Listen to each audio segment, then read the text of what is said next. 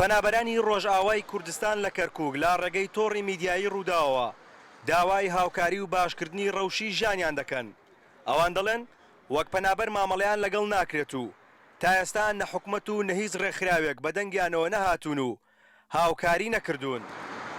ام چند سال لێرە بوو سەد معاویلە لێرە و یەک منازەمە ناتیە و منازەمەی متحیدە دەکەم ئەدین بخوازم وەرن لێرە لەوەرن حاڵی ما ئەو کوردەی ڕووجاوا بنێرن ئەو کوردانە منازەمە هەیە تشت نییە یعنی ئەو منداڵێمانە دارن نەزانن هەر مەدرسەیە ئەو مەکتەب مەدرسە شەکتنە یعنی ئەم دەخوازم مساعدەی وی ملەتی بکەن.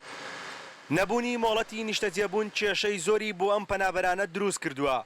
بە جۆرێک دەڵێن ڕۆژ نییە لەگەڵ دەستگا ئەمنیەکان بە تایبەتی لە بازگەکاندا ڕوبەڕووی گرفت نەبنەوە.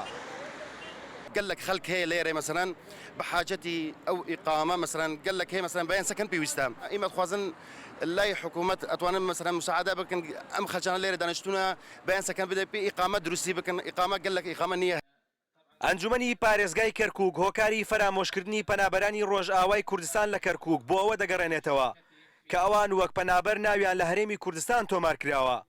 داواش دەکەن نوێنەریان سەردانی ئەنجومەن بکات تاوەکو بە دواداچوون بۆ کێشەکانیان بکەن. قسرمان لەگەڵیانە نەکردووە و ئەوەش ئەتوانم بڵێم تەجاوز بووە تەخویلی جەنابی محافزمان وەرگردووە گینان نابێ لە دوو شوێن ئاوارە بنووسرێ ئەو ئاوارانەی ئەو دیو لە هەرێمی کوردستان رجوعیان هەیە و نازحی هەرێمی کوردستانن بەڵام بۆ ئیشکار هاتنەتە کەرکووک. نزیکەی 100 خێزانی پەنابەری ڕۆژئاوای کوردستان لە کەرکووکن کە زۆربەیان خەڵکی کۆبانێن. ئەوان بەهۆی نەبوونی کەمپ و دابین نەکردنی شوێنێک بۆیان ناچارن لە خانووی کرێدا بژین.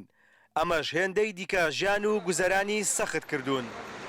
پشتگوێخستن و هاوکاری نەکردنیان لەلایەن حکومەت و ڕێکخراوەکانەوە وای کردووە ژیان و گوزەرانی ئاوارەکانی ڕۆژئاوای کوردستان لە کەرکووک بە جۆرێک سەخت بێت کە وەک خۆیان دەڵێن ئەگەر هاوکاری هاونیشتیمانیان نەبووایە ئێستا سەر شەقامەکان شوێنیان بوو.